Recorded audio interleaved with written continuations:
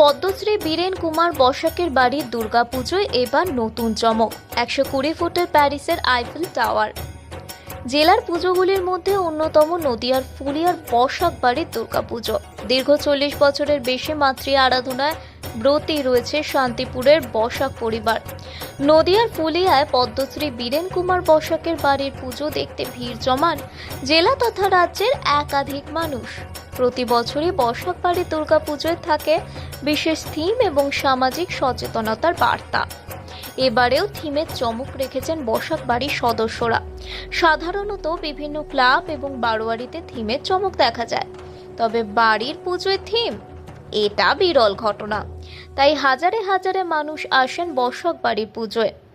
এবার পদ্মশ্রী বীরেন কুমার বসাকের বাড়ির পুজো থিম প্যারিসের আইফেল টাওয়ার।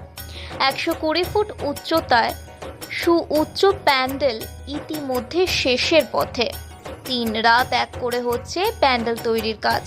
তবে বাঁশ, কাঠ এবং রঙের কাজ বেশি থাকবে এই প্যান্ডেলে, এমনটাই জানালেন প্যান্ডেলের বরাত পাওয়া শিল্পী উত্তম বিশ্বাস। তবে বসাক বাড়ির পুজোয় একটি ঠাকুর নয়, প্রতি বছর 2টি করে ঠাকুর আনা হয় পুজোয়। এটাই বিশেষত্ব বসাক বাড়ির দুর্গাপুজোয়। একটি মূর্তি পূজিত হয় যেটি এক চালার প্রতিমা, অপরটি থাকে থিমের উপর ভিত্তি করে মডেল হিসেবে। তাই দূর দূরান্তের মানুষ এসে ভিড় জমান এই পুজোয়। এই বিষয়ে বসাক বাড়ির সদস্য অভিনব বসাক জানান, এই দুটি মূর্তির মধ্যে একটি তৈরি করেন রাষ্ট্রপতি পুরস্কার প্রাপ্ত মৃৎশিল্পী সুবীর কুমার পাল এবং অপরটি তৈরি করেন মৃৎশিল্পী কানাইলাল ঘোষ। দুটি মূর্তি নিয়ে আসা হয় নদিয়ার কৃষ্ণনগর থেকে। তবে বাড়ির পুজো সম্পর্কে বলতে গিয়ে তিনি জানান, বসাক বাড়ির পুজো বৈষ্ণব মতে হয়, দেবীর ভোগের ব্যবস্থাও থাকে। তবে একাদশী পর্যন্ত ঠাকুর থাকে মণ্ডপে, এরপর শোভাযাত্রা সহকারে প্রতিমা নিরঞ্জন করা হয়। তবে এই বছর মানুষের ভিড় বাড়বে বলেই আশাবাদী বসাক বাড়ির সদস্যরা। তাই এখন পুজোর জন্য দিন গুনছেন শান্তি। আমাদের এবারের ভাবনায় আইফেল টাওয়ার হচ্ছে। আচ্ছা, প্রত্যেক বছর তো আপনারা তো অভিনব তুলে ধরেন পুজোর মধ্যে দিয়ে।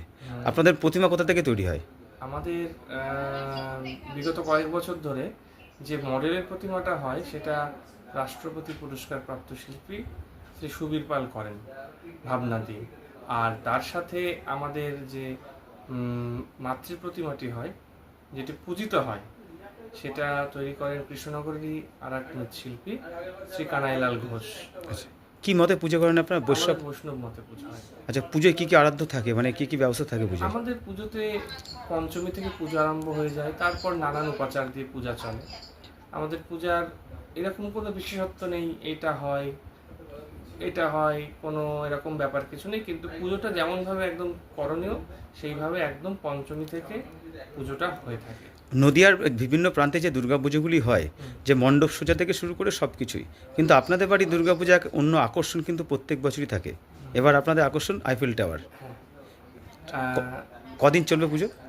আমাদের চতুর্থীতে আমরা উদ্বোধন করব, পঞ্চমী থেকে পুজো আরম্ভ হবে, দ্বাদশীতে আমাদের বিসর্জন হয়। আচ্ছা, এটা একটু নিয়মটা আলাদা। হ্যাঁ, আমাদের ওইভাবে আমাদের হয়। আমরা দশমীর পরে একাদশীর দিন ঠাকুর থাকে, একাদশীর দিন বাড়ির প্রতিমা তো আমরা বের করি না।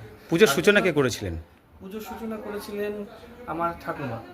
আচ্ছা, তার হাতে পুজোর সূচনা হয়েছিল? না, আমাদের এখানে কি ছিল, এটা ক্লাবের পুজো হতো। ক্লাবের পুজোটা বন্ধ হয়ে যায় কোনো কারণে, তারপর সেটা আমাদের বাড়িতে স্থানান্তরিত করে আমাদের বাড়িতেই পুজোটা হয়। কিন্তু পাড়ার প্রত্যেকটা মানুষ এই পুজোতে একদম লেগে থাকে। প্রচুর তো ভক্তবৃন্দ আসবেন, যারা দর্শনার্থী তারা আসবেন, তাদের জন্য বাড়তি কোনো ব্যবস্থা রাখা হচ্ছে? বাড়তি ব্যবস্থা বলতে প্রশাসনিক ব্যবস্থা, প্রশাসন খুব ভালোভাবে সাহায্য করে। তাছাড়া আমাদের বাড়তি ব্যবস্থা রাখার কোনো দরকার পড়ে না। আচ্ছা, আপনার নাম? অভিনব বসাক। বসাক বাড়ি? হ্যাঁ। বাবার নাম? বীরেন কুমার বসাক।